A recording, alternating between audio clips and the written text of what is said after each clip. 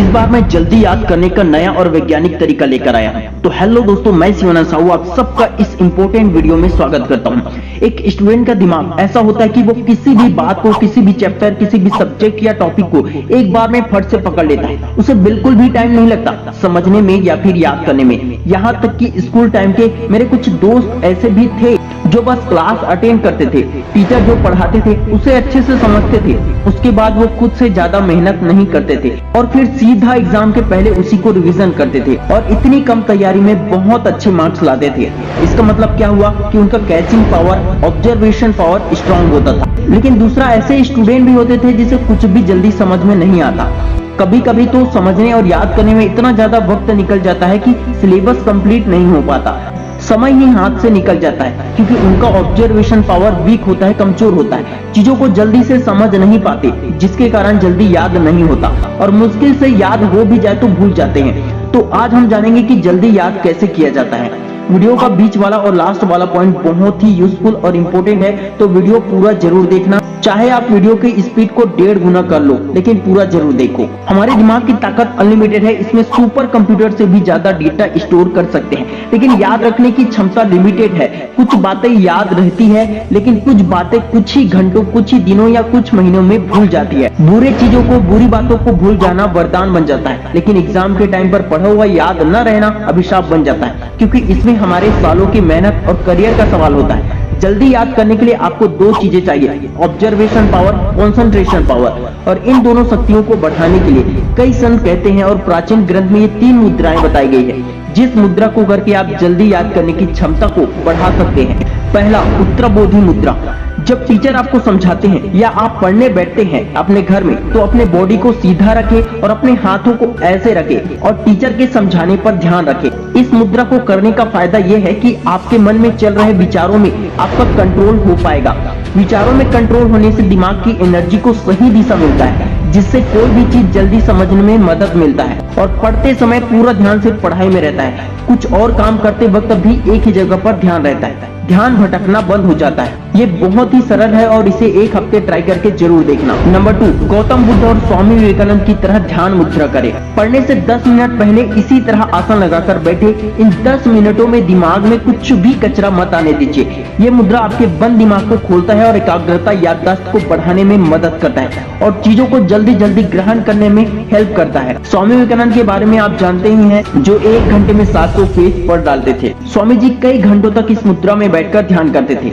Number 3, मैं पहले भी बता चुका हूँ कि हमारे दिमाग में 5 सेंस की वजह से इंफॉर्मेशन जाते हैं। अगर ये 5 सेंसेस ठीक से काम ना करे तो हम कितनी भी मेहनत करें, दिमाग तक इंफॉर्मेशन सही से नहीं पहुंच पाएगा, नहीं याद रहेगा। इन 5 सेंसेस को एक्टिव रखने के लिए योनि मुद्रा का उपयोग करें, क्योंकि इस मुद्रा का उपयोग करने से आपके 5 सेंस अच्छे से काम करेंगे, जिससे बोलने, सोचने और ऑब्जर्वेशन को बढ़ाने और किसी भी चीज को याद रखने में मदद मिलती है।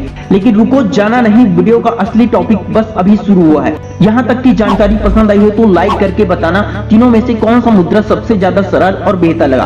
दोस्तों, ऐसे स्टूडेंट भी हैं जो मात्र टीचर के समझाने से ही समझ जाते हैं, जैसे कि मैंने स्टार्टिंग में बताया।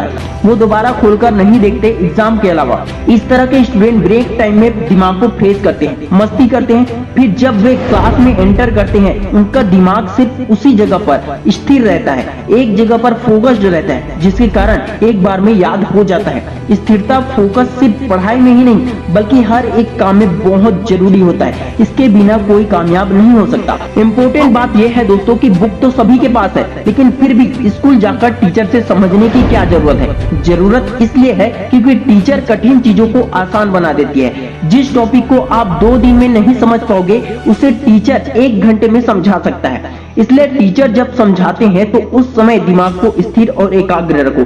टीचर के आने से पहले ही दिमाग को फ्रेश कर लो।